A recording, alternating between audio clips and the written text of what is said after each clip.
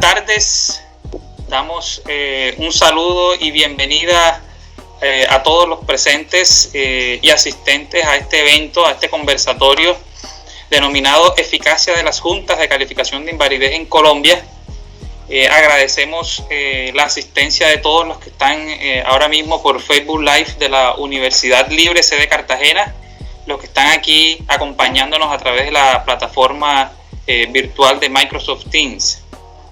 Este es un evento que es el resultado de un gran esfuerzo y articulación del grupo de investigación Semisoju, asimismo de la proyección social a cargo de la red de consultorios jurídicos de Cartagena y por supuesto también del acompañamiento de la Fundación Cartagena Bykeeper. Antes de dar inicio formal al evento, recordamos a todos los asistentes de por favor apagar las cámaras, micrófonos, asimismo diligenciar el formulario de asistencia que va a estar disponible en la sección de comentarios y chats de aquí de Microsoft Teams y al mismo tiempo también en la sección de comentarios y chats del Facebook Live. Así las cosas, vamos a dar inicio con nuestro orden del día, siendo el primer punto de ese orden el himno nacional de Colombia.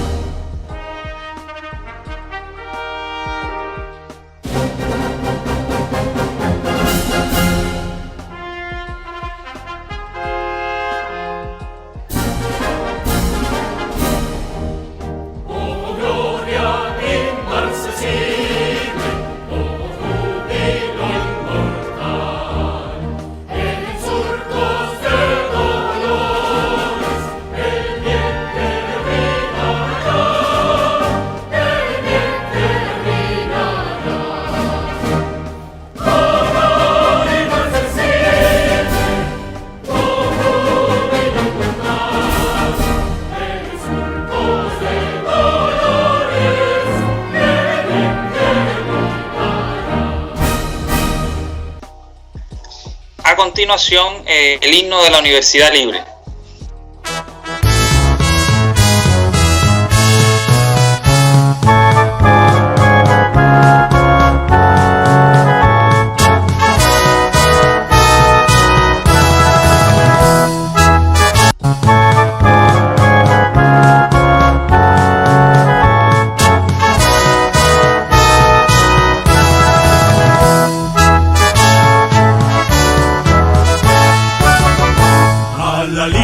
Entonemos un himno a la paz y al derecho a vivir, a la luz del heroico pasado, a la aurora que habrá de venir. Una sombra se suma a otra sombra, la respuesta jamás se hallará. Si la vida no anima la ciencia, si la ciencia en la vida no está, para el pueblo irredento y del pueblo, por el pueblo la revolución, con las aulas abiertas a todos, se construye la nueva nación, se construye la nueva nación.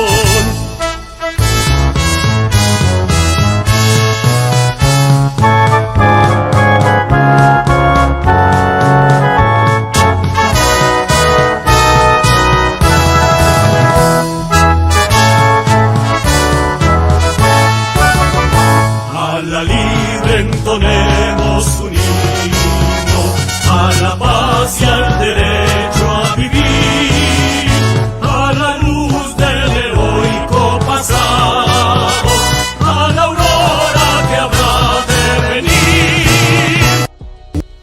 Una sombra se suma a otra sombra, la respuesta jamás se hallará.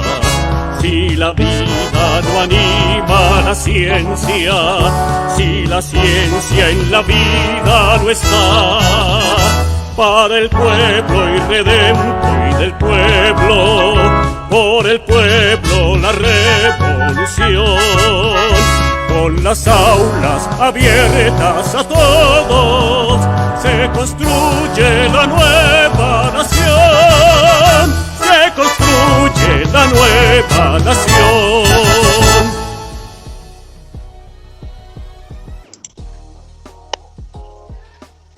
Bien, continuando con el orden del día de este evento, viene la presentación del grupo de investigación Semisoju del programa de Derecho de la Universidad Libre. Grupo de investigación que está dirigido por la doctora Elizabeth Ramírez, a la cual le agradecemos por ser una de las que con su gran esfuerzo impulsó este evento. En este momento no nos puede acompañar, sin embargo va a ser la presentación nuestro investigador y docente senior del grupo, el doctor José Alejandro Machado Jiménez, PhD en Derecho y miembro del Grupo de Investigación en Sociología Jurídica e Instituciones Políticas. Se le recuerda a los ponentes, a los intervinientes, que tienen 10 minutos para hacer su presentación, que deben prender sus cámaras, y al final de la presentación, de todas las presentaciones, habrá un breve espacio de preguntas, para lo cual podrán desde ya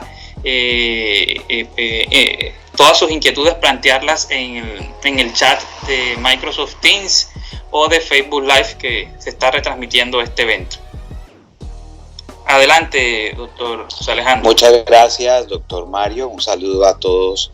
Bienvenidos a estas jornadas que estamos desarrollando a través del Grupo de Investigación de Sociología Jurídica e Instituciones Políticas. El grupo tiene una trayectoria de casi aproximadamente 20 años, cuando se iniciaron las actividades de investigación a partir de lo que es el concepto de la sociología del derecho en el campo, y lo que vamos a reunirnos en la tarde de hoy es a escuchar unos interesantes trabajos que han venido desarrollando nuestros docentes investigadores, el doctor Aroldo Ramírez y también la doctora Elvira Ladrón de Guevara, junto con algunos de sus estudiantes semilleristas, el estudiante Santiago Amador, la estudiante María José Miranda. Vamos a tener unas exposiciones que nos van a permitir mirar el impacto que puede llegar a tener las juntas calificadoras de los riesgos laborales, pensando en el derecho fundamental al trabajo y también en la dignidad humana. Por eso para nosotros pues es un momento histórico que podemos en estas jornadas compartir con nuestros queridos investigadores sus trabajos, sus adelantos, y también pues los retos que tiene, de lo que pues esperamos sacar unas conclusiones al final de la jornada, los retos que tiene nuestra legislación específicamente para pues facilitar el que estos procedimientos que se adelantan a través de las juntas de calificación de riesgo, tanto de la invalidez como también de los riesgos laborales, hacia adelante para que también se mejoren las condiciones de trabajo de las personas, pero también para que pues la empresa organice mejor sus actividades de carácter productivo, comercial. Hay que tener en cuenta pues que hoy en día hay unos grandes retos, especialmente a partir de lo que corresponde el uso de las tecnologías, la absorción del tiempo de los trabajadores a partir de estos instrumentos. Todas estas son cuestiones que seguramente nuestro auditorio querrá preguntar, y para eso tenemos a nuestros distinguidos investigadores dispuestos a escucharles las inquietudes, las preguntas que quieran hacer. Bien. Y siguiendo el orden de las intervenciones, vamos a darle el uso a la palabra a María José Vega Altamiranda, egresada del programa de Derecho y integrante activa del Semillero de Derecho Laboral y de Seguridad Social dentro de este grupo de investigación, en el cual nos va a presentar como tema dentro de su investigación enfermedad laboral y accidente de trabajo. Le damos el uso a la palabra, María José. Tienes 10 minutos para hacer tu presentación. Ok, muy buenas tardes.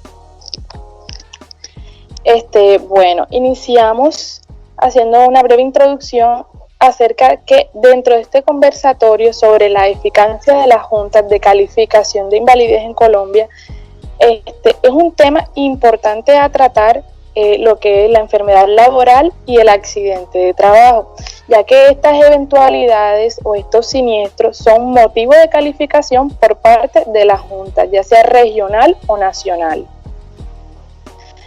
Para saber bien, debemos tener claro el concepto de accidente de trabajo.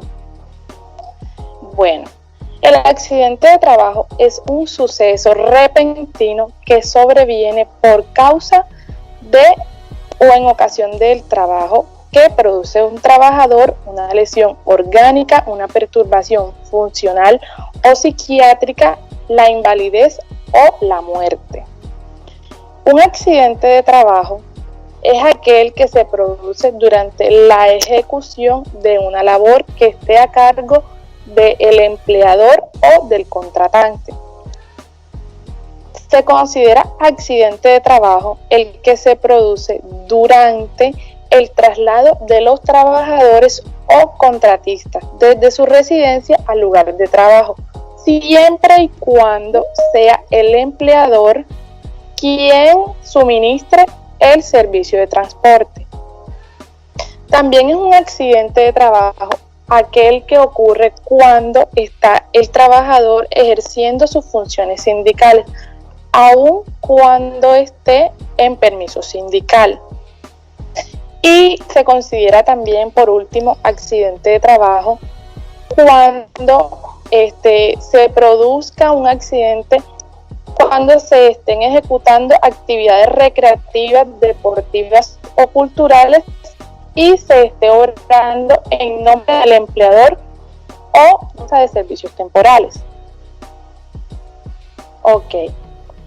En el decreto 1477 de 2014 es el decreto en el cual se establece la tabla de enfermedades laborales.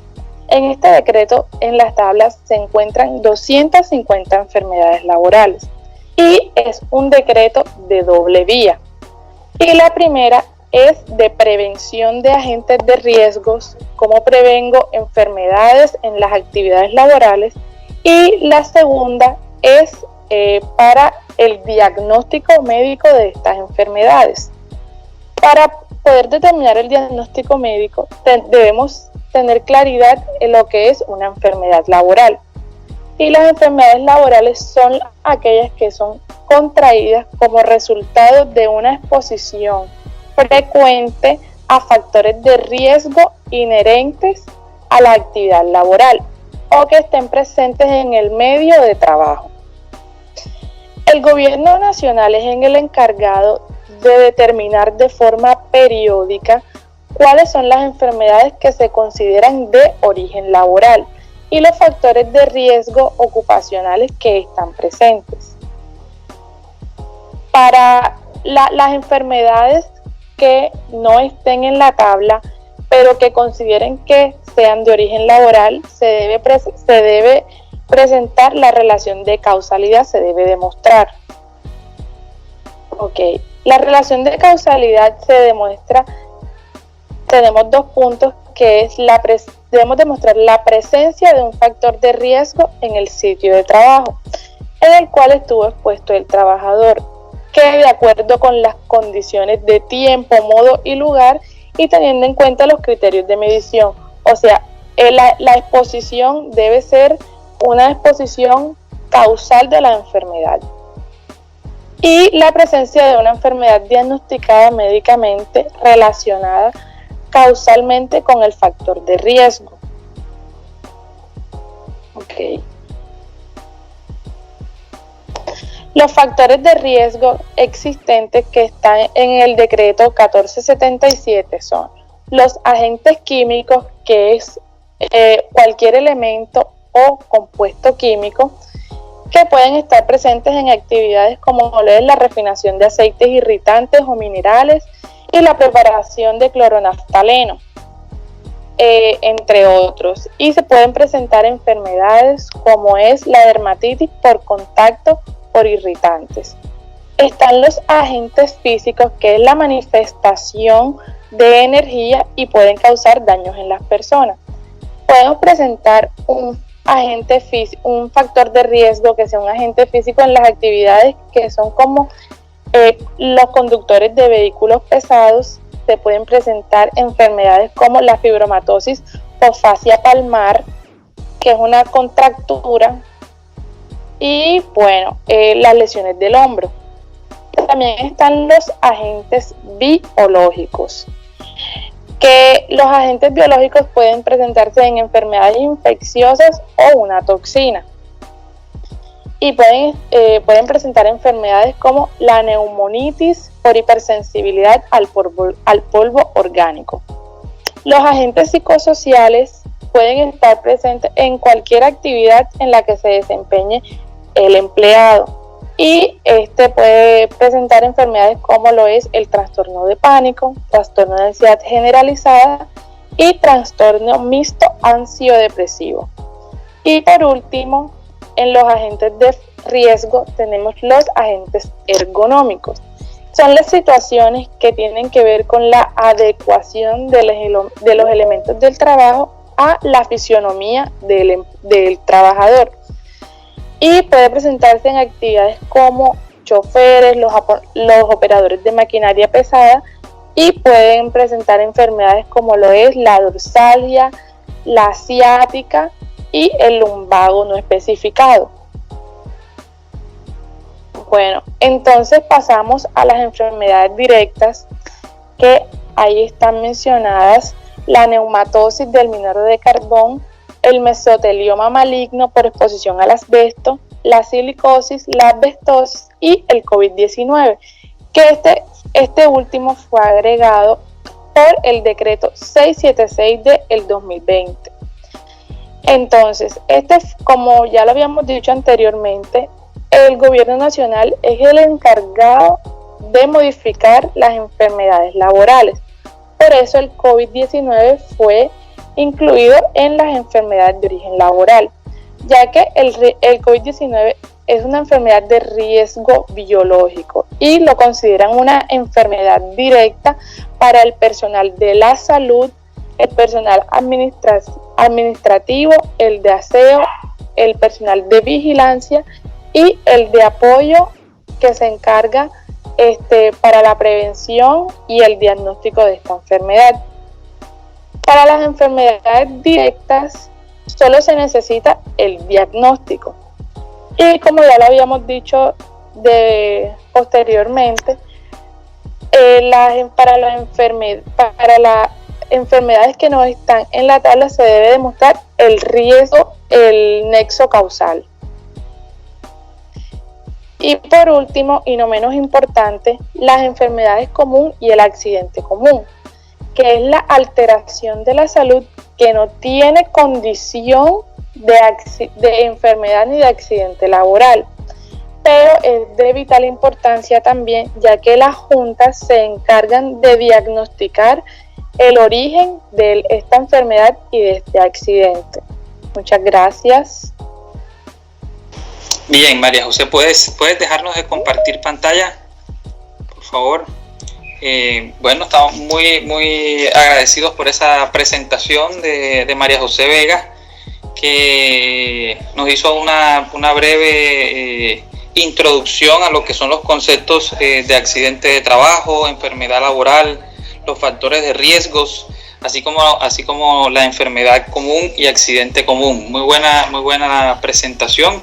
Seguimos con el orden de nuestras presentaciones y vamos a dar el uso de la palabra en este momento a Santiago Amador Suárez, estudiante que hace parte del Semillero de Derecho Laboral y de Seguridad Social, SEDEDALESO, que está vinculado al grupo de investigación Semisoju, y el cual nos va a hacer una presentación con el tema proceso de calificación de pérdida de capacidad laboral como derecho fundamental. Le recordamos, Santiago, tienes 10 minutos para hacer tu presentación. Gracias. Muy buenas tardes y bienvenidos a todos los presentes. Un momento, por favor.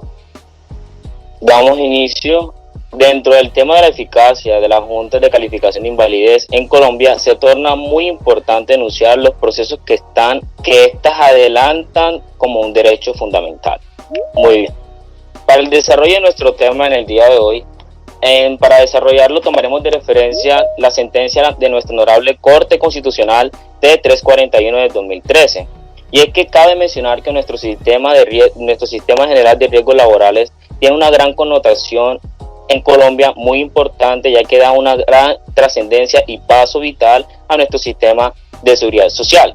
Bien, este sistema está regulado por muchas disposiciones que podemos señalar, como la Ley 100 de 1993, el Decreto 1295 de 1994, la Ley 776 de 2002 y la Ley 1562 de 2012, que lo definen como un conjunto de entidades públicas y privadas, normas y procedimientos que tienen la finalidad de prevenir, proteger y atender todas estas causas que se derivan de los accidentes y las enfermedades laborales, que pueden ser por causa o por ocasión del trabajo. Por eso, cuando ocurre uno de estos accidentes o enfermedades de riesgo profesional, se le debe atender al usuario o cualquier persona o afiliado con una asistencia de salud en establecimiento médico, y además debe de ser reconocido con las prestaciones económicas que van con base a las secuelas que se derivaron de dicho hecho. Como prestaciones económicas podemos mencionar y recalcar las incapacidades temporales, el subsidio por incapacidad temporal, incapacidad permanente parcial o en su defecto la pensión de invalidez, dependiendo al grado de afectación que sufrió dicha persona. En caso de muerte, los beneficiarios del afiliado se les va a reconocer el derecho de pensión de sobrevivientes y el denominado auxilio funerario. Ok. Al momento de precisar estas prestaciones económicas, primero se debe de determinar el origen de la pérdida de capacidad laboral de la persona, ya que esto constituye una trascendental importancia para saber cuál va a ser la entidad que se hará a cargo de las prestaciones que tiene derecho el trabajador o cualquier persona que haya sufrido dicho accidente o enfermedad. Por ello, para establecer si una persona tiene derecho al reconocimiento de las prestaciones asistenciales y económicas, se requiere de la calificación de la pérdida de discapacidad laboral, entendida como un mecanismo que permite fijar cuál es el porcentaje de las afectaciones del conjunto de habilidades, destrezas, aptitudes y o potencialidades de orden físico, mental o social que le permiten al individuo desarrollarse en su trabajo habitual. Es decir, que esta determinación de la valoración va a ser muy importante para saber cuáles son los derechos, las prestaciones, tanto económicas y asistenciales, que le debe de reconocer tales entidades en primer momento al afiliado.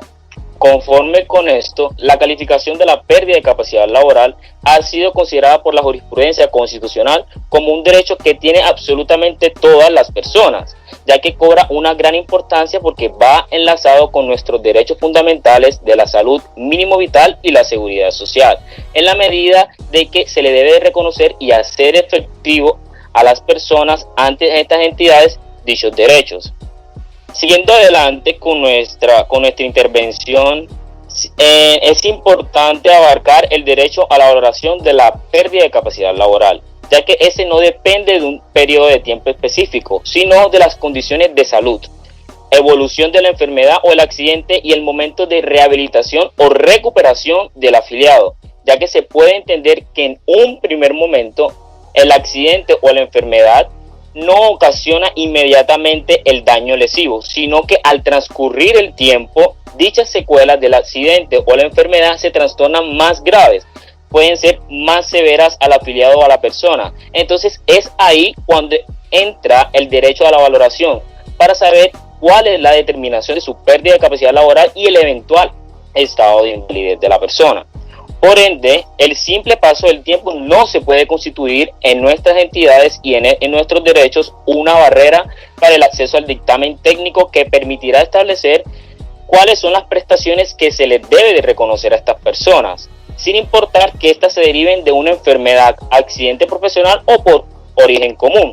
De otra parte, hay que entender que a lo largo de todas estas secuelas, en la valoración de la pérdida de capacidad laboral tiene unas garantías que se les debe de cumplir a todas las personas, tanto el afiliado, el trabajador, absolutamente a todas, ya que hay que tener en cuenta su derecho fundamental a la dignidad humana, porque en un momento inicial podemos ver que si se le obstaculiza a estas personas dicha determinación o valoración, se van a encontrar ante el sistema en una posición de indefensión, y eso es lo que debemos de evitar, toda vez que nuestra Constitución ampara nuestra seguridad social en su artículo 48, toda vez que hay que impulsar dichos derechos para ser efectivos y además reconocer cuáles van a ser las entidades, los fondos de pensiones y las entidades o administradoras de riesgos laborales que se harán responsables, quienes van a asumir dichas prestaciones que se les debe de reconocer a la persona.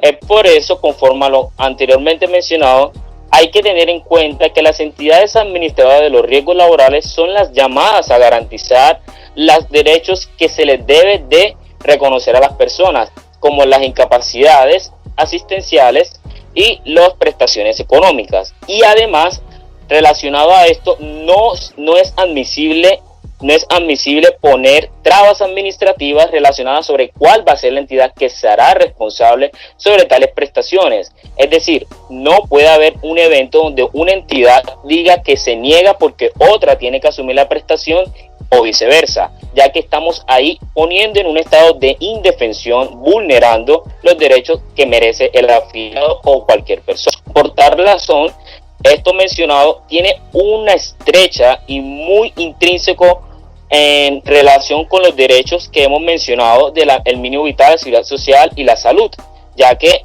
son muy fundamentales y amparados que siempre hay que tener en cuenta. Y además, estas garantías se deben de cumplir. ¿Qué garantías? La integralidad, oportunidad y eficacia para que así se pueda llegar a lo que está apuntando dicho sistema. Teniendo en cuenta y manifestado esto, en el trámite que se adelanta ante la Junta de Calificación de Invalidez dependen de un procedimiento regido por el principio de buena fe y dignidad humana, ya que el debido proceso que estas adelantan van encaminadas a los dictámenes que estas profieren. Estos dictámenes técnico-científicos buscan el grado de la pérdida de capacidad laboral, el origen de la invalidez y su fecha de estructuración, la cual sirve como fundamento para saber cuáles son las prestaciones tanto económicas y asistenciales que se les debe de reconocer a las personas. ¿Cómo se va a saber? Con el porcentaje que éstas dictan sobre la pérdida de capacidad laboral, toda vez que la importancia que revisten estos dictámenes expedidos por las juntas de calificación de invalidez, ya sea la nacional o ya sea las regionales, dirimen y llevan todas las controversias que van sobre el origen y la fecha de estructuración de dicha incapacidad o invalidez. De esa forma, se ha indicado que se vulnera el derecho al debido proceso de la persona que solicita y adelanta el trámite de calificación de invalidez cuando las juntas de calificación en sus dictámenes determinan el porcentaje de la pérdida, la capacidad laboral y el origen de invalidez o la fecha de estructuración sin el suficiente fundamento fáctico ni probatorio, ya que no están justificando dicho dictamen. Estaríamos ahí en una situación de vulneración inminente ante los derechos que estas personas están solicitando, por lo cual el gobierno y el legislador busca que las juntas de calificación estén armadas para que puedan buscar y puedan solucionar esos dictámenes incompletos. ¿Cómo se van a completar esos dictámenes? Con los antecedentes clínicos de la persona, el historial clínico en ese entonces, los reportes, las valoraciones, los exámenes médicos, evaluaciones técnicas y en general todo el material probatorio para que se pueda tener en cuenta dicho dictamen. Por lo tanto, para evitar tantas estas cosas que vemos en la vida diaria, dichos dictámenes inconclusos, dichos dictámenes que no están fundamentados ni probatorios, el gobierno procura además que estas en su potestad pongan en responsabilidad de aquella persona que pueda aportar dichos documentos y hacerlos allegar. Le da esa voluntad a las juntas de calificación para que hagan llegar esos documentos. En el caso tal que los expedientes no reposen dichos documentos, la persona que solicita el trámite deberá de justificar las razones de por qué tales documentos no se están aportando para poder tener un dictamen técnico-científico completo que merecen en su trámite. Para concluir, la inobservancia de nuestra Constitución o de nuestro sistema al momento de que no se pueda valorar a tiempo o no se pueda determinar la invalidez o el accidente que sufre o la enfermedad el afiliado, va de la mano y puede ir agravando en el tiempo dicha valoración, dicha determinación si no se cumple en el tiempo establecido. Es por ello que debemos de razonar y todo el sistema debe de ir apuntado a los principios que van arraigados a esto, a los principios que se constituyeron en tal sistema, para que estas vulneraciones no sean latentes y para que en un primer momento las secuelas que estas personas sufren no se agraven con el tiempo.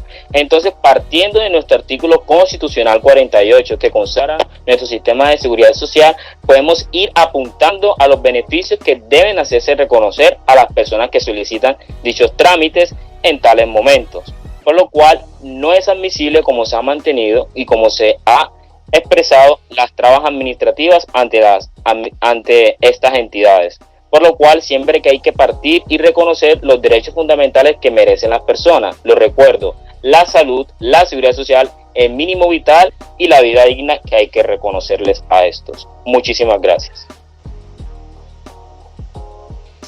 Muchas gracias por la muy buena intervención de Santiago, el cual nos hizo también una presentación general del Sistema General de Riesgos Laborales. Asimismo, la importancia de la determinación del origen de la pérdida de la capacidad laboral y el rol que juegan las entidades administradoras de riesgos laborales frente a las prestaciones económicas asistenciales y derechos que tienen las personas. Asimismo, la intervención, la explicación que nos hizo en cuanto al derecho a la valoración de la pérdida de la capacidad laboral y el trámite ante la Junta de Calificación de Invalidez. Siguiendo el orden de este evento, vamos a darle el uso a la palabra a nuestro estimado docente, doctor Haroldo Ramírez Guerrero, cual es uno de los motores e impulsores de este evento como coordinador y director del semillero de investigación, asimismo candidato a magíster en Derecho Procesal Contemporáneo y el cual nos va a hacer una intervención sobre el trámite de la calificación ante las juntas de calificación de invalidez. Tenemos el honor de darle el uso de la palabra a nuestro querido docente, don Haroldo. Bueno, audiencia, queridos contertulios, amigos, conocidos, egresados, compañeros, dentro del ciclo de ponencias con respecto a los temas que me apasiona mucho de las juntas de calificación de invalidez, ya hablamos de lo que son las contingencias profesionales, accidente de trabajo, enfermedad profesional, incluso María José habló también de enfermedad común y accidente común. Santiago, con respecto al derecho fundamental de la calificación y elaboración que tienen todas las personas que se encuentran en esa situación. Entonces, vamos a hablar ahora sobre cómo es el trámite para que esto funcione, el trámite ante las juntas. ¿Por qué esto es importante? Porque es que dentro del sistema de seguridad social, las juntas de calificación de invalidez, tanto las regionales como la nacional, operan como especie de un medidor. Es un medidor dentro del sistema a efecto de tabular el pago, el reconocimiento que deben hacer las entidades que administran el sistema de seguridad social con respecto a las prestaciones asistenciales y económicas que este sistema debe reconocer. Estas entidades que administran el sistema de seguridad social, por ejemplo, son las EPS, Empresas Promotoras de Salud, las ARL, Administradoras de Riesgos Laborales, y las AFB, Administradoras de Fondos de Pensiones. Entonces, cuando se presentan estas contingencias, para efecto de determinar ese escalafón, esa valoración que equivale a un reconocimiento prestacional económico asistencial, es importante el dictamen de las juntas de calificación de invalidez. Entonces, esto arranca ¿en dónde? Esto inicia en una calificación que se hace en un trámite que no está reglamentado por el Gobierno Nacional, que es el trámite de la primera oportunidad. En el decreto 019 del año 2011, un decreto de congestión, el gobierno de Juan Manuel Santos, se estableció un artículo bastante largo, pero nada más traemos aquí a colación lo referente al tema de estudio, sobre todo por el tiempo. Dice que corresponde al Instituto de los Seguros Sociales, que ya no existe, a la Administradora Colombiana de Pensiones, que es Colpensiones, a las administradoras de riesgos profesionales, ahora se llaman laborales, a las compañías de seguro que asumen el riesgo de la invalidez y la muerte, y a las entidades promotoras de salud, EPS, determinar en primera oportunidad la pérdida de capacidad laboral y calificar el grado de invalidez, el origen de estas contingencias, y en caso de que el interesado no esté de acuerdo con esa calificación, deberá manifestar su inconformidad. La inconformidad es un recurso que se le establece, que se interpone contra el dictamen que profieren las entidades estas que realizan el trámite en primera oportunidad contra el dictamen que ellas mismas profieren. ¿Para qué? Para que pase el conocimiento, la competencia, pase de esas entidades en primera oportunidad, pase a las juntas regionales de calificación de invalidez en primera instancia. Si el tramitado ese dictamen o ese caso se tramita ante las juntas regional de calificación de invalidez, el interesado o alguno de los interesados no está de acuerdo, entonces se interpondría un recurso de apelación para que la Junta Nacional, con sede en la capital de la República, Bogotá, tramite y resuelva el recurso de apelación contra ese dictamen. Entonces, eso es a grandes rasgos lo que se hace en las juntas.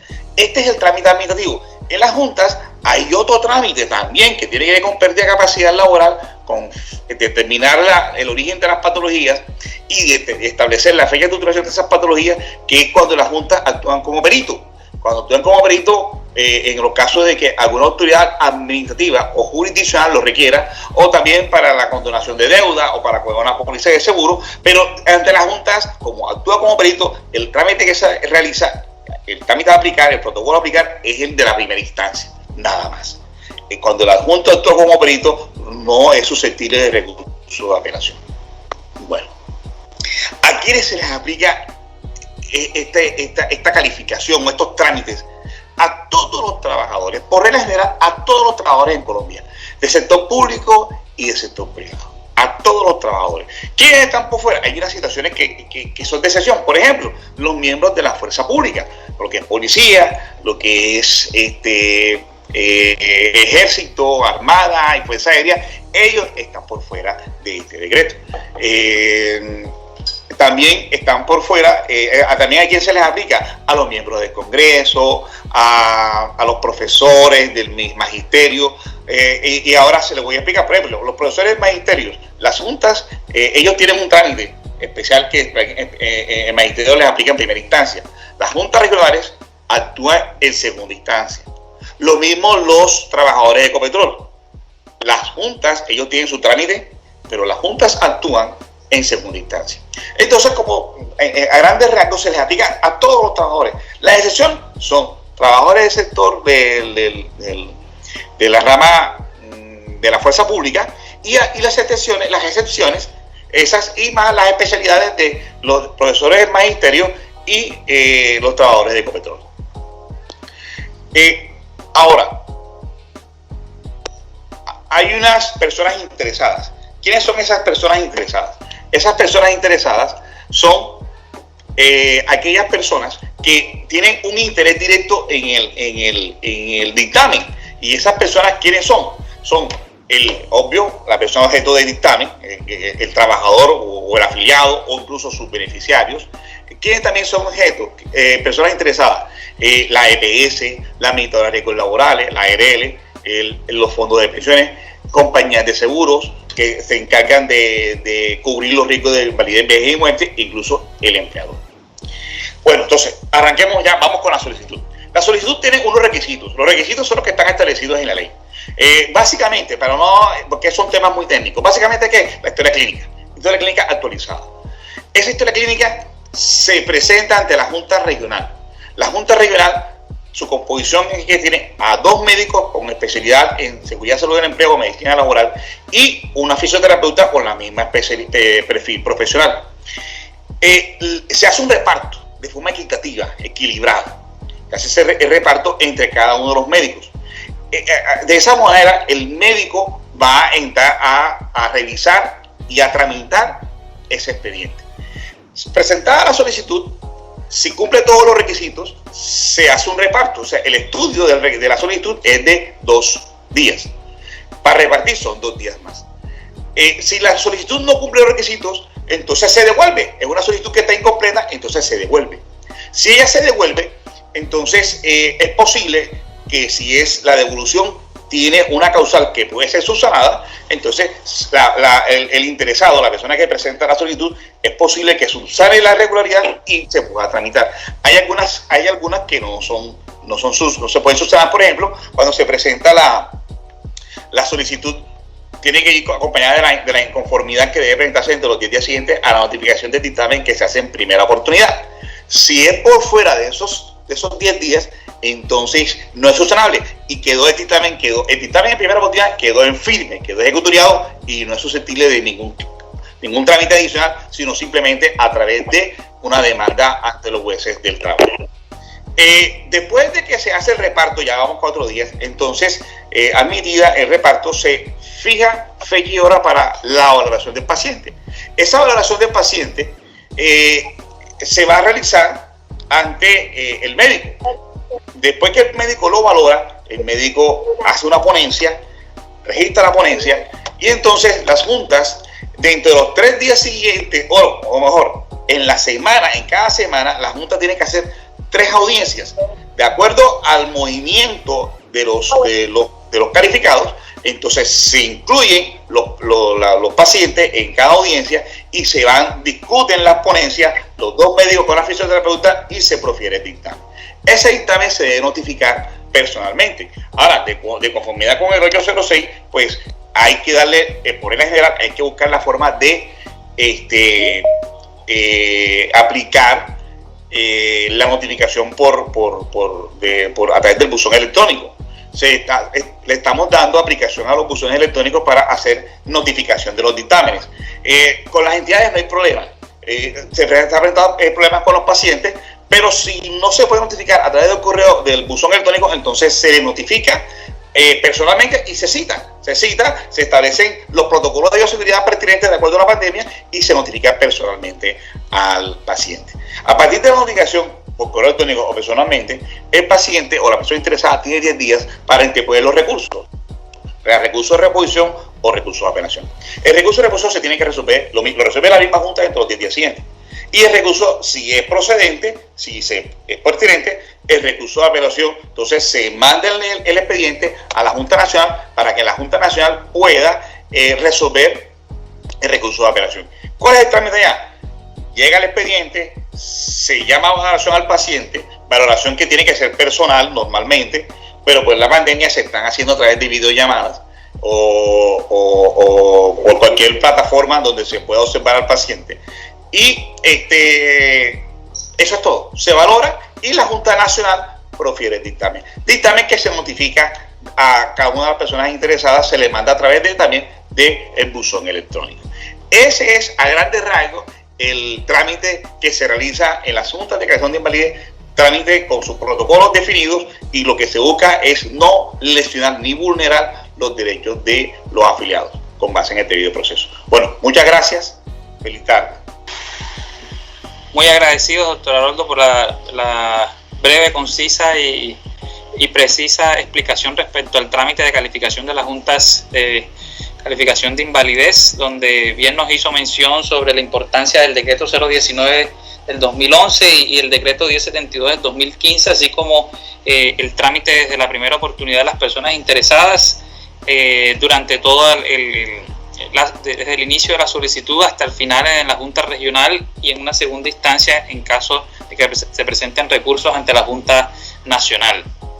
Siguiendo con nuestro orden de intervenciones, tenemos de igual forma el honor y el gusto de presentar a nuestra querida doctora Elvira Ladrón de Guevara Vázquez,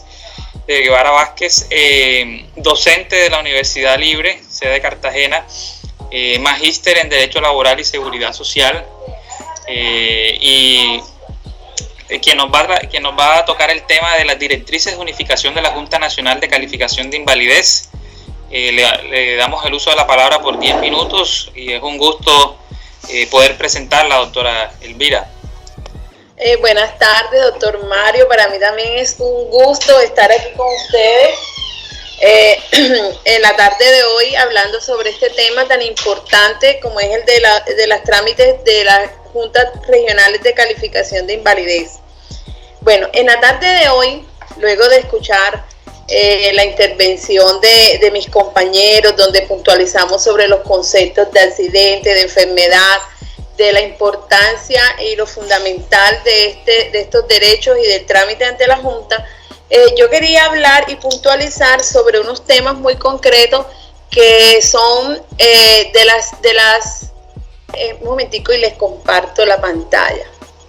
Yo les quería hablar sobre un tema muy importante que son de las directrices de unificación que realiza la Junta Nacional de Calificación de Invalidez. Estos criterios pues tienen, como su nombre lo indica, la función de unificar todo el tema legislativo y de jurisprudencial al respecto. La Junta de Calificación de Invalidez, en la directriz de unificación número 001 del 2014, que es una directriz que nos habla específicamente de la fecha de estructuración, en su parte inicial nos habla de la naturaleza jurídica de las juntas de calificación de invalidez y nos señala que la ley 100 de 1993 creó las juntas de calificación de orden regional y nacional, constituyéndolas como un organismo independiente y autónomo. Las competencias principales de estas juntas es determinar el origen y la pérdida de capacidad laboral de los afiliados al sistema de seguridad social integral. Estas juntas de calificación de invalidez no ostentan funciones jurisdiccionales. Esta función nos la ratificó la ley 1562 del 2012, que es una ley que modificó el Sistema General de Riesgos Laborales y nos señala y nos ratifica su naturaleza netamente pericial y confirmando de esta manera su autonomía e independencia a nivel técnico y científico de los dictámenes. La naturaleza de la Junta es netamente técnica y científica, no tiene en ningún momento funciones jurisdiccionales. Al respecto, la Corte ha manifestado que el fin de las juntas de calificación de invalidez es la evaluación técnica y científica del grado de pérdida de la capacidad laboral de los individuos que se sirven del Sistema General de Seguridad Social. Por lo tanto, los dictámenes de la Junta son una pieza importante para las entidades que van a reconocer o van a negar los derechos a pensión. O si estamos hablando específicamente en un proceso judicial, pues también hace parte, es una pieza importante dentro de ese proceso, pero el dictamen como tal no es el que nos va a definir el derecho. En este sentido, las juntas, estos dictámenes no tienen, las juntas no tienen naturaleza administrativa ni tienen naturaleza jurisdiccional, porque su finalidad es exclusivamente la certificación de la incapacidad laboral. Por tal razón, las juntas no pueden resolver controversias surgidas en torno al grado de invalidez, ni tampoco pueden producir efectos de cosa juzgada. Entonces, en este sentido, donde la junta, su naturaleza es netamente técnica, científica, los médicos al momento de realizar su calificación, lo único que les debe interesar o lo único que deben tener en cuenta es la historia clínica del paciente. O sea, los médicos al momento de realizar sus calificaciones no tienen que tener en cuenta criterios como la afiliación, semanas cotizadas, porque eso es función de las entidades que reconocen las pensiones o el juez en el evento de un proceso judicial. Entonces, las juntas de calificación no otorgan ni resuelven derechos. Con esta condición no hay lugar a asumir que las juntas puedan extender su calidad como perito de carácter médico-científico a incorporar en sus consideraciones aspectos eminentemente jurídicos. Tampoco tienen facultad de resolver controversias surgidas en torno al grado de invalidez ni producir efectos de cosa juzgada. Entonces, nuevamente les repito, no tienen ellos la función de entrar a dirimir, que si por lo menos ustedes saben que para efecto de reconocer una pensión de invalidez es necesario tener 50% de pérdida de capacidad laboral y 50 semanas cotizadas en los últimos 3 años anteriores a la fecha de estructuración de la enfermedad o del accidente. Entonces, los miembros de la junta al momento de calificar no van a tener en cuenta esta situación para determinar la fecha de estructuración. Lo único que tiene que interesarle es definitivamente su historia clínica. Y confirmamos aquí pues que no pueden resolver controversias en derecho. Es muy común que en las demandas que se presentan a los dictámenes de la Junta vemos que manifiestan que la Junta, muy a pesar que pidieron, por decir un ejemplo, están calificando túnel carpiano, la entidad en primera oportunidad envía a la Junta para que se califique un túnel carpiano. En el momento de mandar dice, pero es que la Junta no calificó integral porque la persona también tiene un problema psiquiátrico. Las juntas no tienen esa facultad de entrar a determinar esa calificación integral si en primera oportunidad no ha sido solicitada, porque de esa manera estaría la Junta pues violando el debido proceso y estaría pues entrando en la órbita de dirimir controversias que realmente no son competencias de ella. Igualmente tenemos la directriz de unificación, la 002, que es del año 2014, que entre otros temas pues nos hablan de los casos en que excepcionalmente podemos recurrir directamente a las juntas de calificación. Tenemos aquí 2 situaciones. Una es cuando transcurrido 30 días calendario después de terminado el proceso de rehabilitación integral y aún no ha sido calificado en primera oportunidad, y en todos los casos cuando han transcurrido más de 540 días de ocurrido el accidente o diagnosticado la enfermedad. Entonces, cuando un paciente culmina su proceso de rehabilitación y no le inician su proceso de calificación, él a los 30 días calendario puede acudir directamente a la Junta. Pero si su proceso de rehabilitación aún continúa, una vez vencidos los 540 días de diagnosticada la enfermedad, también señala la ley que tiene derecho a una calificación. O sea, no podríamos prolongarnos en el tiempo teniendo en cuenta aquellas patologías que de pronto su proceso de recuperación es mucho más lenta. Entonces, en ese caso, a los 540 días, él puede acudir de manera directa a las juntas para su calificación. Igualmente ocurre que pueden acudir directamente a las juntas cuando una vez manifiestan su inconformidad, de la que nos explicó el doctor Haroldo, la que está prevista en el artículo 142 del decreto 019 del 2012, y han transcurrido 5 días a esa manifestación de inconformidad y esa entidad no ha remitido el caso a la Junta, pues en ese caso el paciente también puede de manera directa acudir a las juntas de calificación. Bueno, esa es mi intervención. Queríamos hablar sobre los criterios de unificación de la Junta, que entre otras son muchos, algunos son específicos en materia de calificación, muy médicos, y otros un tanto jurídicos, y quise pues solamente comentarles estos aspectos que me parecieron de suma importancia, de cuáles son como las facultades de la Junta como tal, y en qué casos podemos acudir de manera directa a la Junta Regional, sobre todo que vemos personas que tienen más de 540 días, que no han sido calificados, o que después de impugnar, pues la entidad de seguridad social en algunas oportunidades se prolonga el envío a la Junta Regional. Bueno, muchas gracias a todos. Muchas gracias a todos. Bien, continuando con el evento, primero queremos agradecer nuevamente la intervención de la doctora Elvira, quien nos hizo unas precisiones claras sobre la naturaleza jurídica de las juntas de calificación de invalidez y específicamente las directrices de unificación, resaltándonos muy bien la función de la junta cuando se dan estos debates o controversias, especificando que su función principal es como perito técnico dentro de la naturaleza jurídica de su función. Bien, continuando con nuestras intervenciones, vamos a hacer la presentación de también otro de nuestros docentes de la Universidad Libre, que es el doctor Efraín Borque Ruiz.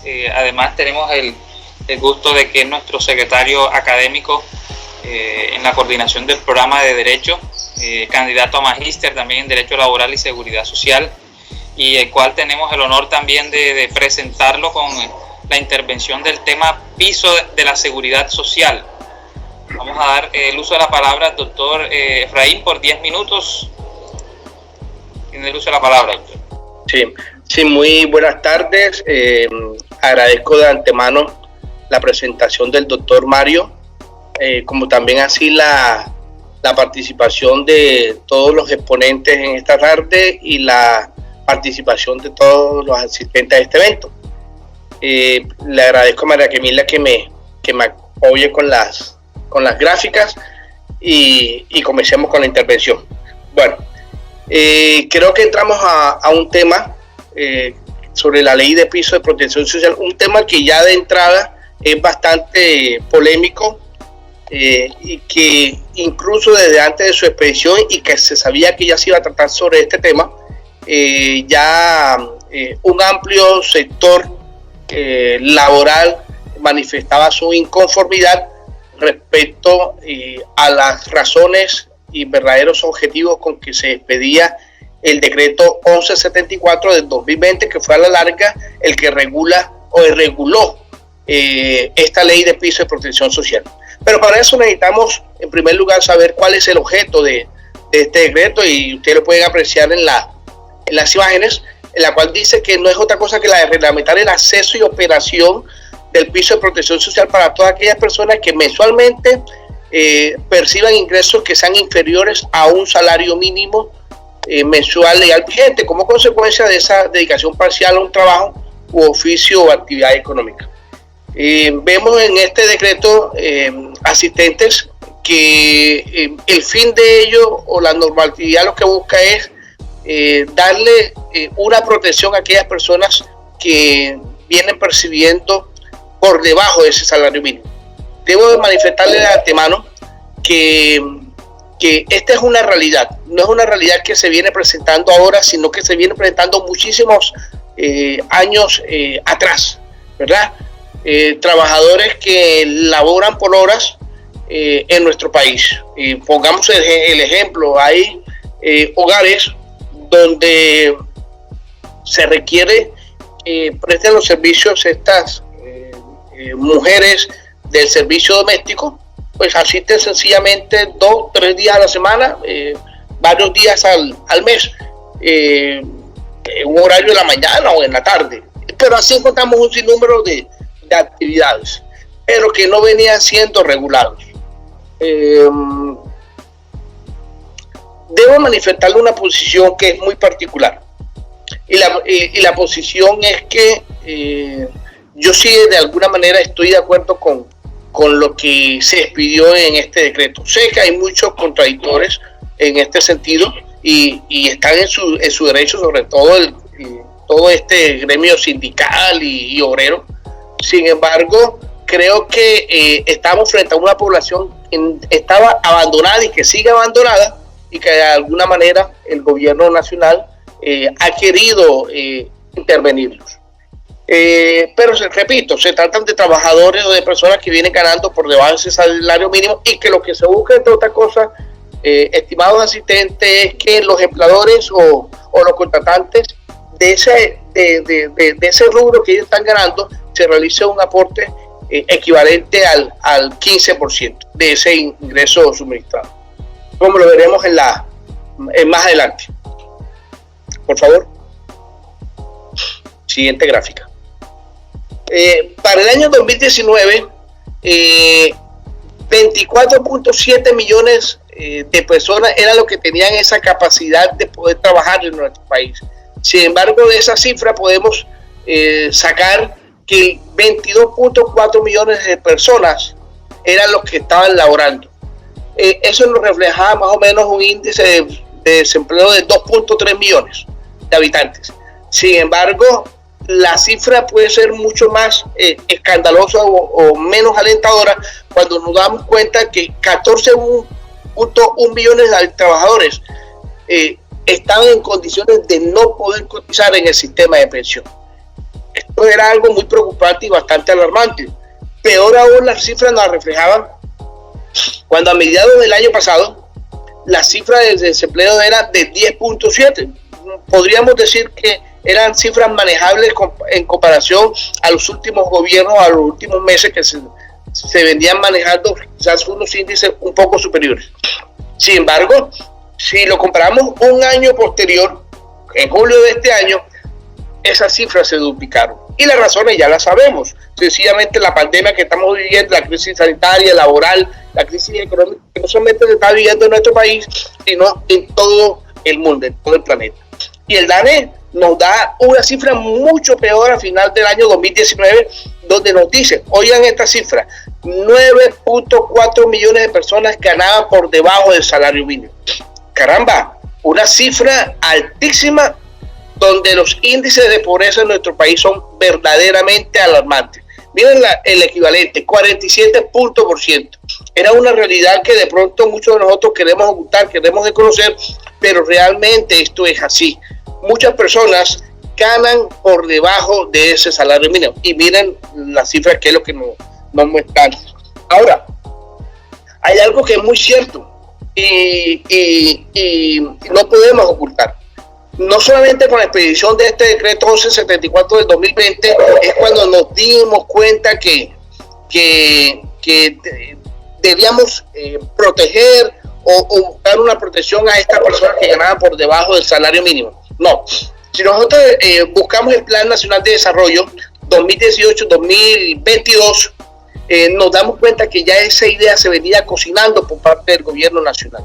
Y eso lo reflejamos en la ley 1955 del año pasado, donde en su artículo 193 se buscó allí y estaba señalado allí que las personas que tengan relación contractual laboral o prestación de servicios por tiempo parcial y que en virtud de ello percibían ingresos inferiores a un salario mínimo debían ser vinculados al piso de protección social. O sea que esta idea no es nueva del gobierno nacional, ya venía desde el año 2018 y indudablemente, repito, es una realidad no del 2018, sino de muchos años anteriores. Entonces, ahora, también aquellas personas que no tuvieran ningún tipo de vinculación o hayan suscrito ningún tipo de contrato de prestación de servicios. La ley dice, oblíguense a que sean vinculados al piso de protección social. Entonces, es algo que realmente por parte del gobierno no surgió de la noche a la mañana. Veanla, aquí tenemos dos visiones que van a ser importantes para el desarrollo de esta temática. Uno es la visión laboral y dos que es la visión de la seguridad social, desde la seguridad social. Frente a la visión laboral, ya yo les dije, realmente yo sí creo que a pesar de las muchas conjeturas que pueden sacar todos los sectores económicos y en fin, gremios, desde el lado mío, desde la perspectiva mía, aquí no hay una verdadera reforma laboral, porque eso es lo que se está diciendo, que hay una reforma laboral. Yo diría más bien que lo que hay es un complemento a esa reforma laboral. ¿Por qué? Porque las normas siguen intactas, las normas no han cambiado. Si nosotros miramos o analizamos muchos aspectos de este decreto, nos vamos a dar cuenta, muy sencillamente es que los salarios se van a mantener. O sea, nadie va a poder trabajar por debajo del salario mínimo, porque ese es un derecho mínimo y vital y móvil que tenemos todos nosotros. Las prestaciones sociales, que es lo que dice, es que nos vamos a perjudicar con las prestaciones sociales. No, las prestaciones sociales se van a mantener intactas. Es que ya nos van a poner a trabajar por horas. Caramba, es que yo no me imagino actividades económicas en nuestro país donde los trabajadores laboren ahora por horas. O sea, cuando se requiere que realmente las labores sean desarrolladas en las jornadas laborales que están establecidas en el Código Sustantivo del Trabajo. Entonces, desde ese orden de ideas, yo no creería que hay una reforma laboral. Desde el punto de vista no lo hay, sobre todo porque es que hay una estabilidad económica, hay una estabilidad laboral, los ingresos de los trabajadores se están respetando. Entonces, ahora, el tiempo nos dirá si tenemos o no tenemos la razón. Hay que esperar. Es un decreto que apenas salió el 27 de agosto y vamos a ver qué pasa. Algo muy importante que debemos también mirar en esos de ideas era quiénes son los que están vinculados o deben ser vinculadas al sistema de piso de protección social. Aquí no debemos mirar, uno, desde aquellos que están vinculados y dos, a aquellos que no lo están. ¿Quiénes están vinculados? Bueno, digamos aquellos que ya lo hemos repetido, que trabajadores o contratistas que cuenten con ingresos inferiores a un salario mínimo. A veces uno se pregunta, no, pero que ese trabajador labora aquí y allá y tiene varios empleos. Sí, pero hay que mirar la sumatoria de esos ingresos. No es una realidad que nuestros trabajadores laboran y por necesidad nos toca laborar también por debajo de ese salario mínimo. Ahora miremos en la siguiente gráfica quiénes son los que no están vinculados al sistema o no deben ser vinculados al sistema de piso de protección social. En ese orden de ideas, miren lo que encontramos aquí. Las personas que asuman ingresos mensuales superen el salario mínimo no deben ser vinculados. Es que no debemos mirar, es que sí, yo trabajo en X parte, pero allá yo me gano 300,000 pesos. Sí, claro, por debajo del salario mínimo. Pero resulta que esa persona tiene varios empleos. En el empleo A recibe 300,000, en el empleo B recibe 400,000 y en el empleo C recibe 400,000 pesos más. Ahí nos da 1.100.000, 1.200.000 pesos. Así que supera el salario mínimo. Eso es lo que nos interesa a nosotros mirarlo desde ese punto de vista. Por favor. De igual manera, desde la perspectiva de la no vinculación, aquellos trabajadores que los empleadores quieren reajustar sus horarios. Esto sí sería muy grave porque indudablemente podrían presentarse casos donde un empleador quiera contratar a una persona ya no por las 8 horas diarias, las 48 horas a la semana, sino por horas, por debajo de las 8 horas. Ya la ley ha previsto eso y en el caso de la UGPB ha manifestado que son los encargados de hacer o realizar estas investigaciones cuando estas circunstancias se den o lleguen a causarse. Veamos entonces cuál es la visión desde el punto de vista de la seguridad social. Y es algo muy importante porque desde ese orden de ideas debemos mirarlo de cómo se encuentra integrado el sistema general más bien el piso de la seguridad social. Y aquí vemos 3 factores muy importantes donde están integrados. Uno, que se encuentra integrado al régimen subsidiado. Aquí no podemos hablar de régimen contributivo, sino de régimen subsidiado del Sistema General de la Seguridad Social en Salud. Dos, un servicio social complementario de beneficios económicos periódicos llamado BEPS, que realmente esto es, podríamos decir, desconocido para muchos de nosotros. Entonces, y el seguro inclusivo que ampararía el trabajo contra los riesgos que se deriven de esa actividad laboral, que se deriven de una enfermedad cubierta por estos beneficios periódicos. Ahora veamos cuáles serían unas ventajas, porque lo primero que uno puede ver es qué me beneficia a mí, qué no me beneficia a mí, qué ventaja puedo encontrar con este decreto, qué desventaja puedo yo encontrar con él. Uno es la educación y ampliación de los BEPS. Vean, les aseguro, si nosotros hacemos una encuesta de qué son los BEPS y se lo preguntamos a un trabajador o a una persona que no esté vinculada a la seguridad social, que no cotice, no tiene la más mínima idea, no tiene la remota idea de lo que es eso, ¿verdad? No es que vamos ahora a hablar de los BEPS aquí, pero es una manera de poder divulgar, dar a conocer estos beneficios que están establecidos en la ley. Una segunda circunstancia que puede ser considerada como una ventaja es la fiscalización de personas con varios ingresos que sumados son superiores al salario mínimo, es decir, ingresos que van percibiendo pero sobrepasan ese salario mínimo. Ya lo dije en un principio, la UGPP es el ente que se encarga de investigar a aquellos empleadores que en algún momento dado quisieran cambiar como que esa modalidad de un trabajo estable a un trabajo por hora. Pero encontramos una tercera, que es la vigilancia del aprovechamiento indebido de servicios, que es justamente lo que yo le estaba manifestando a ustedes. Y dentro de las desventajas, la normalización de ingresos inferiores al salario mínimo. Pues la verdad es que nosotros, estoy seguro que el gobierno nacional y en la mente de nosotros, nadie quisiera que un trabajador, que un habitante en territorio nacional ganara sobre el salario, por debajo del salario mínimo. Oiga, si un salario mínimo no garantiza el cumplimiento de las necesidades mínimas de nosotros en nuestra familia, ahora cuando tenemos menos de ese salario mínimo. Entonces, ese podría ser una desventaja, que ya vamos a tener un trabajo por hora como algo tan normal en nuestra vida, ¿verdad? Y realmente yo consideraría que no. Otro sería la exoneración de aporte a la seguridad social de esa clase trabajadora. Aquellos trabajadores que devengan por debajo del salario mínimo no tienen derecho a cotizar en el sistema, van a tener derecho a los beneficios periódicos que ofrece el sistema, y ese es una desventaja. A mí no me van a decir que es mejor un BEPS que una pensión, y eso es justamente lo que nosotros podemos observar en la tercera desventaja, que es ¿cuál?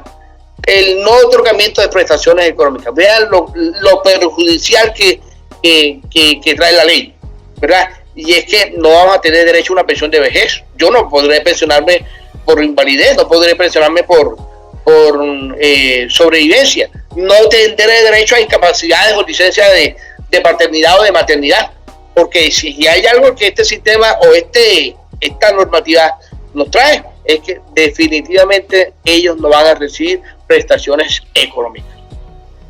Esa era la intervención, espero que haya sido del agrado de ustedes y de pronto una próxima oportunidad nos podamos ver. Muchas gracias.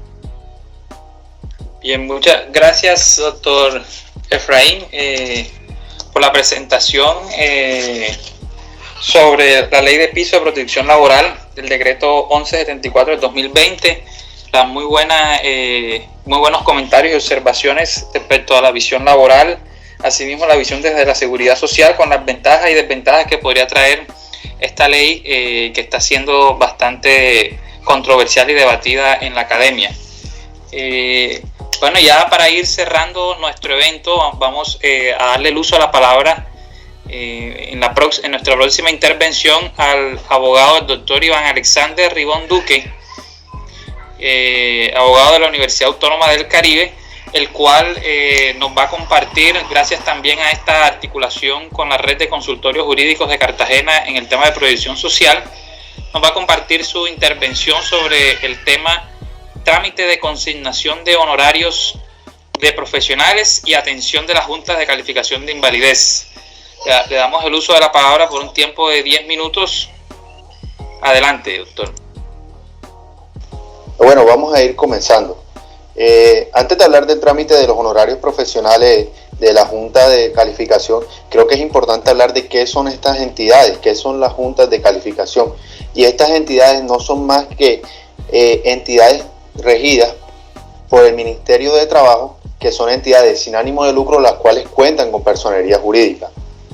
En ese orden de ideas, estas entidades tienen como finalidad determinar el origen, la fecha de estructuración y porcentaje de la pérdida de capacidad laboral cuando ésta sea procedente. Bueno, continuando un poco con el tema, hablando de qué son las juntas de calificación de invalidez, sabemos que son entidades privadas del orden nacional regidas por el Ministerio de Trabajo, son entidades que son sin ánimo de lucro y con personería jurídica, las cuales se encargan o su finalidad es determinar el origen de las contingencias, llamémoslo diagnósticos o enfermedades, la fecha de estructuración de las mismas y el porcentaje de la pérdida de capacidad laboral. Ahora bien, ¿cómo funcionan las juntas de calificación de invalidez? Estas son entidades que están conformadas por un comité médico interdisciplinario. ¿Qué quiere decir esto? Estas entidades cuentan con varios grupos de especialistas, los cuales tienen la facultad técnica y práctica teórica para determinar o emitir dictámenes periciales, que tienen como fundamento la eventualidad de reconocimiento de prestaciones. Hablamos de prestaciones porque pueden ser prestaciones económicas o prestaciones pensionales. Así las cosas, las juntas también se subdividen en juntas regionales. A nivel del territorio colombiano, conocemos que son a nivel regional, Atlántico, Antioquia, Cundinamarca, entre otras, que hacen las veces de primera instancia de las calificaciones de primera oportunidad emitidas por las entidades de la Seguridad Social. Al igual que existe la Junta Nacional, que es la última instancia administrativa, porque si bien sabemos las calificaciones o el último calificador sería un juez ordinario laboral, debido a que estas calificaciones o dictámenes periciales contra ellos proceden demandas ordinarias laborales. El proceso de calificación de invalidez, como nos manifestaban los ponentes anteriores, se encuentra reglamentado en la Ley 100, el Decreto 19 del 2012, donde nos manifiesta el proceso de calificación, y nos manifiesta quiénes son en primera oportunidad los que realizan el trámite. En primera oportunidad, quien realiza el trámite son las administradoras colombianas de pensiones, Colpensiones o fondos de pensiones, las administradoras de riesgos profesionales, ARL en la actualidad, las compañías de seguro que asuman invalidez, muerte, y las entidades promotoras de salud, EPS. Ahora bien, como hablamos de calificación de primera oportunidad, debemos definir dónde entran las juntas, y es en este momento cuando alguno de los intervinientes en el proceso se encuentre inconforme, presentará los recursos de ley correspondientes y esto se le hará trámite dentro de los 10 días siguientes, y ahí es donde entran las juntas de calificación de invalidez a definir el acuerdo, a definir el desacuerdo que se encuentran las partes. En primera oportunidad sería la Junta Regional y ya en última instancia la Junta Nacional. ¿Cómo se define qué Junta Regional va a actuar o va a realizar el trámite de conocimiento del domicilio con respecto al domicilio del afiliado? Y entonces, bueno, acudo a la Junta, dirán muchos, acudo a la Junta, presento mi inconformidad y voy a la Junta. No, las juntas se mantienen o se fundamentan con los honorarios profesionales. Los honorarios, hablamos de honorarios porque sabemos que son prestaciones para un servicio específico y no hablamos de un salario o algo así. Esto lo podemos ver reglamentado en el artículo 42 y 43 de la Ley 100. Estos honorarios son pagados a los miembros de la Junta de Calificación de Invalidez correspondiente. ¿Y quién paga estos honorarios? Esto se define con la calificación de primera oportunidad. Por eso decía que había que definir bien el trámite de calificación, porque si en la calificación de primera oportunidad las enfermedades fueron catalogadas o determinadas como enfermedades comunes, le corresponderá el pago de estos honorarios al fondo de pensiones. Pero si por lo contrario en la calificación de primera oportunidad se determinó que las enfermedades calificadas son como enfermedades laborales o de un accidente de trabajo, les corresponderá a la ARL el pago de los salarios. Ahora, por último, para terminar, el proceso del pago de los honorarios. ¿Cómo funciona esto? ¿En qué momento se pagan? ¿Cómo los pagan? ¿Cómo se deberá hacer? Debemos remitirnos al decreto 1072, artículos 2.2.5.1.41, el cual nos habla del recurso de reposición y apelación y el trámite del mismo ante la Junta. En este nos establece que el término para presentar los recursos es de 10 días, como había dicho antes, pero nos manifiesta algo más interesante, que al momento de presentar el recurso, el interesado deberá pagar los honorarios profesionales. Esto no aplica, esto para el usuario o el afiliado al sistema, aplica más que todo para los fondos de pensiones, ARL y demás. Deberá hacer la consignación de los honorarios al momento de presentar los recursos y es una de las falencias que estamos viendo hoy en día con los procesos cuando se radican los recursos, que el usuario debe solicitar luego de que se radican los recursos en su contra o que él radica el recurso, debe requerir a los fondos de pensiones, debe requerir a la ARL para que realicen el pago correspondiente, que no es el deber ser. Y muchas veces la respuesta de las ARL es: la Junta no me ha requerido. Entonces toca un trámite, ir a la Junta, requiéreme a la ARL, requiéreme al fondo de pensiones, demorar más el proceso, pero todo se hace por vía de petición, y en muchos casos hemos visto que se han tenido hasta que tutelar a las ARL, a los fondos de pensión, incluso a las mismas juntas, para que realicen requerir a los miembros, a requerir a la entidad para que pague los honorarios y se velen por los principios de estas personas, que son personas con cierto grado de discapacidad o limitación funcional, son personas que están teniendo una crisis y una discapacidad y que no todos, porque también el mismo artículo nos plantea una posibilidad, que el afiliado pague los honorarios y estos les serán remunerados luego, les serán devueltos luego. Pero sabemos que aquí en Colombia, como nos decía el doctor antes, no todos cuentan con un salario mínimo para realizar el pago de los honorarios. No todos cuentan con esta facilidad de realizar el pago y que luego se les retribuya, sino que toca acudir a la vía administrativa que mencionaba antes y hasta presentar tutela para que se pueda realizar el pago y se vele por su principio de celeridad. Eso es todo. Muchas gracias a la Universidad Libre por prestar estos espacios académicos y a los demás ponentes. Agradecemos la intervención del doctor Iván Alexander, quien nos expuso brevemente que eso nos recordó que son las juntas de calificación de invalidez. Asimismo, el trámite de la calificación en primera oportunidad, de acuerdo a la ley 100, el decreto 019 del 2012, y por último nos aclaró muy bien el tema de los honorarios y específicamente donde están regulados dentro del decreto 1072 del 2015. Ya para ir cerrando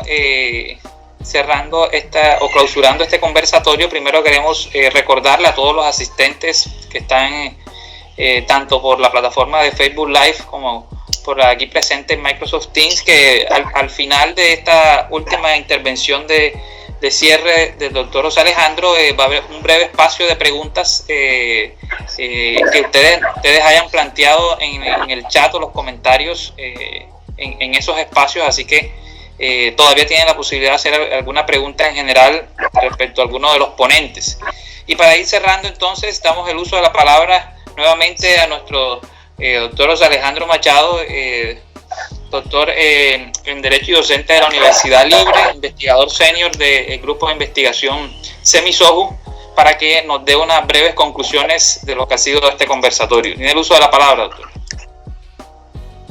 Bien, la verdad es que hemos abordado en la sesión de hoy con mucho interés todo lo que es el estudio de esas directrices de unificación que existen para las juntas de calificación de validez. Con esas directrices hemos podido comprender cómo es el fenómeno también de esos conflictos que pueden suceder alrededor de las posibles discapacidades en las que se pueden encontrar las personas a partir de una enfermedad con ocasión del trabajo.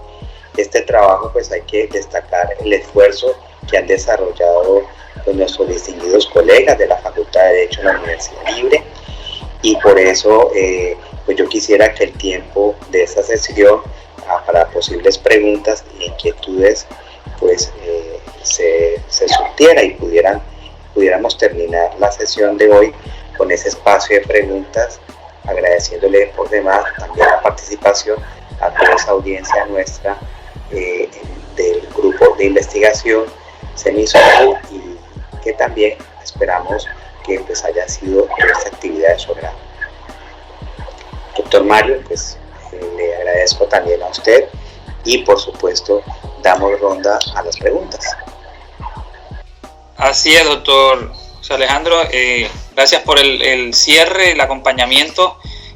Vamos a abrir un breve espacio de las preguntas que nos hayan manifestado en el chat, asimismo en el Facebook Live. Le pedimos la colaboración a María Camila si ve alguna pregunta en el Facebook Live que hayan puesto para que nos las comunique, y aquí en el chat vemos una de las preguntas que vamos a transmitírsela a uno de los ponentes, y en la medida en que también nos manifiesten cualquier interés o preguntas, las estaremos compartiendo. Entonces vamos a leer la primera pregunta. Esta pregunta es de la doctora Loida Fonseca, el cual agradecemos su asistencia de parte de la Universidad de Cartagena, así como las personas que hayan asistido de sus estudiantes y de su semillero grupo de investigación.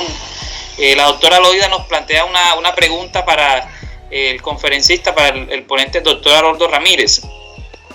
Vamos a transmitir esa pregunta. Ella nos dice que, teniendo en cuenta, doctor Haroldo, que uno de los problemas en el trámite de calificación ante las juntas es el pago de los honorarios por parte de las entidades obligadas, desde su experiencia y perspectiva, ¿cómo se ve afectada la eficacia de las juntas de calificación de invalidez en el procedimiento de calificación y la afectación de los derechos fundamentales de las personas a las que no se les puede continuar el trámite de calificación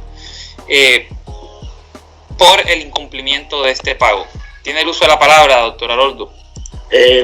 Buenas tardes, muy complacido que la doctora Loida Fonseca nos esté escuchando, haga parte de este conversatorio como asistente de mi amiga. Bueno, anteriormente de pronto era viendo una perspectiva o un enfoque, no importaba si los honorarios se pagaban o no, igual se hacía el trámite.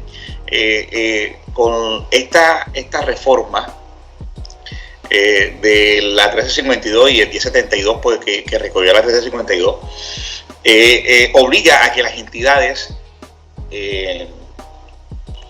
con la solicitud de calificación, acompañen el pago de los honorarios de las juntas. Lo mismo con respecto al trámite para el recurso de apelación. Se ha presentado una situación que desde el punto de vista jurídico, si no va acompañado el pago en la calificación, se devuelve. Es una causal de devolución de la solicitud. Digamos que es una presión legal por parte del legislador para que las entidades, que son las que generalmente, por regla general, son las que tienen que hacer ese pago, pues acompañen los pagos, hagan los pagos. De esa forma, debiéramos entonces entender la ponencia de Santiago Amador, en el sentido de que dentro del derecho de calificación que tienen todos los usuarios es inherente ese pago, es inherente. Entonces la violación ya no sería, la eficacia no sería, o la poca eficacia no sería de la Junta, sería del trámite de las entidades, que las entidades, como para ellas es un negocio, esa es la parte negativa, pues todo no puede ser tampoco puede ser color de rosa. La parte negativa es que esto es un negocio, y como negocio pues no les agrada mucho hacer esta clase de desembolsos, pero igual, o sea, es un derecho fundamental, y entonces la eficacia no sería tan afectada, no sería afectada, porque hay una obligación legal, ¿verdad? Con la solicitud tienes que acompañar el pago de los honorarios, y con el recurso de apelación tienes que acompañar el pago de los honorarios. Entonces, la eficacia no creo que sea afectada. Es interesantísima su pregunta, doctora, pero no se ve afectada porque a partir del momento en que la solicitud entra con todos los requisitos legales, pues el trámite es prácticamente corriendo, un trámite bastante rápido.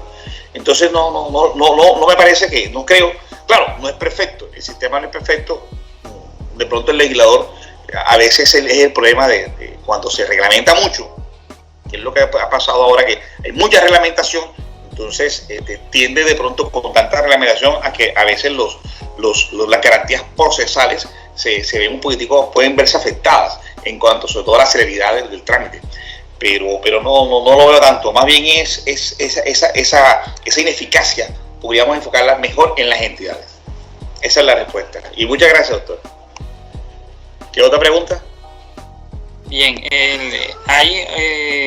tenemos aquí otra pregunta en general para cualquiera de los ponentes que quiera dar su intervención. Uno de los asistentes nos preguntan qué cambio estructural propondría para lograr una mejora drástica en la eficacia de las juntas de calificación, o piensa que es una institución que no requiere tales cambios. No sé si cualquiera de los ponentes... No, yo puedo continuar, Mario, tranquilo. Perfecto. Yo considero que definitivamente la estructura no es perfecta. Cambios, sí. Por ejemplo, es un vacío lo de el recurso de apelación. Con respecto al recurso de apelación, que mientras no se demuestre el pago a la Junta Nacional, el recurso de apelación no se puede tramitar. Es un vacío que eso definitivamente atenta contra el derecho fundamental del calificado, de los afiliados, del pensionado, del trabajador, etcétera. Es una vulneración a su derecho, al debido proceso, sobre todo. O sea, ahí buscaríamos la manera de cambiar eso. Pero es que definitivamente eso va unido con la mentalidad de las entidades. Porque si cuando tú notificas el dictamen en la segunda instancia, te das cuenta, la entidad sabe que es responsable, si es una ARL o es un fondo de pensiones, sabe que tiene que pagar los honorarios. Entonces, ¿por qué tienes que esperar que le cobre? ¿Y qué tiene que dilatar? Si se notifica, ya de una vez tiene que tramitar pago. Es también una posición con respecto a la privatización del sistema y a un cambio de actitud por esa privatización.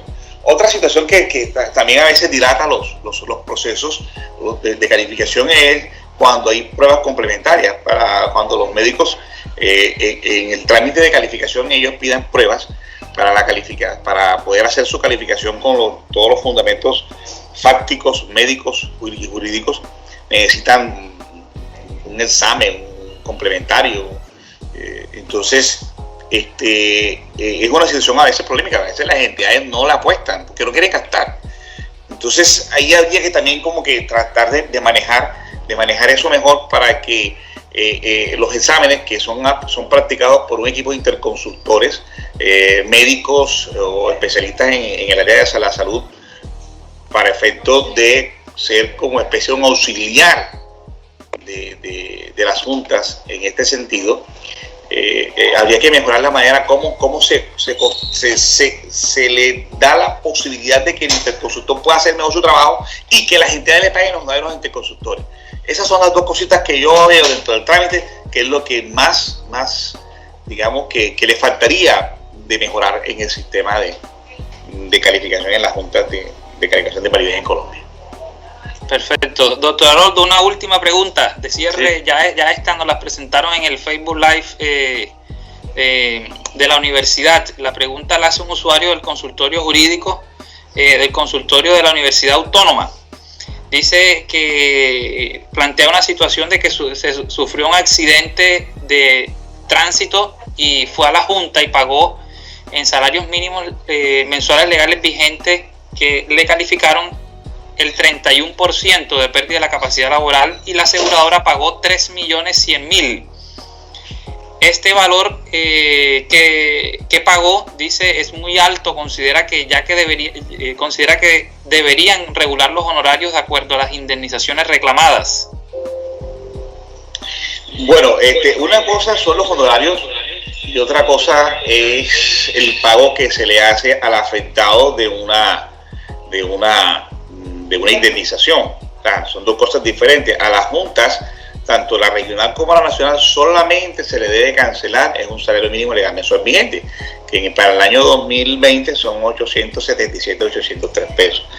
Esos 3 millones de pesos me imagino que es la indemnización que debe pagar la aseguradora como consecuencia del porcentaje de pérdida de capacidad laboral en 30% aproximadamente que usted manifestó en la pregunta, pero es por respecto a una tabla que ellos manejan. Creo que son las tablas IS, entonces, o unas tablas de acuerdo a la póliza de seguro, pero no tiene nada que ver la indemnización con el valor de los honorarios de las juntas. Como les repito, las juntas nada más por ley, nada más reciben por dictamen un salario mínimo legal mensual vigente. Lo otro es la indemnización, que creo que debe ser el pago que hizo la aseguradora al afectado por lo que tuvo por su pérdida de capacidad laboral.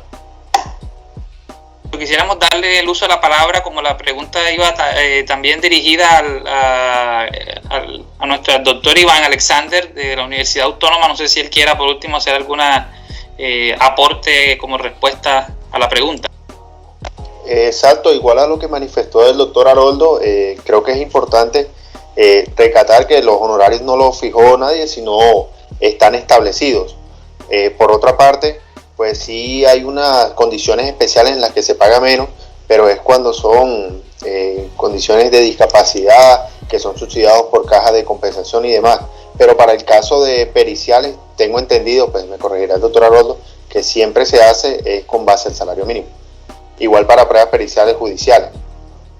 Sí, siempre es con base en el mínimo. Con base en el salario mínimo. Llegó acá al final. La pregunta dice lo siguiente, de uno de los asistentes. A futuro el COVID dejará marcas en la salud de los trabajadores que podrían generar pérdidas de capacidad laboral. ¿Se encuentran preparadas las juntas para ese reto que deben enfrentar?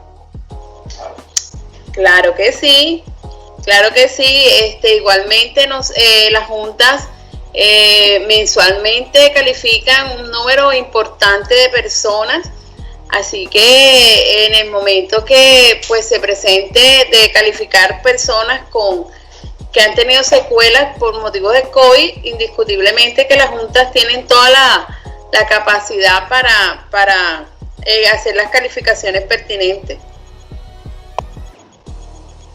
Perfecto, bueno, muchas gracias. De esta manera damos por concluido el conversatorio. Agradecemos la asistencia de todas las personas que estuvieron acompañándonos desde el Facebook Live de la universidad y de acá desde Microsoft Teams, así como los invitados externos de otras universidades, los asistentes, especialmente la doctora Loida, los asistentes de la Universidad de Cartagena.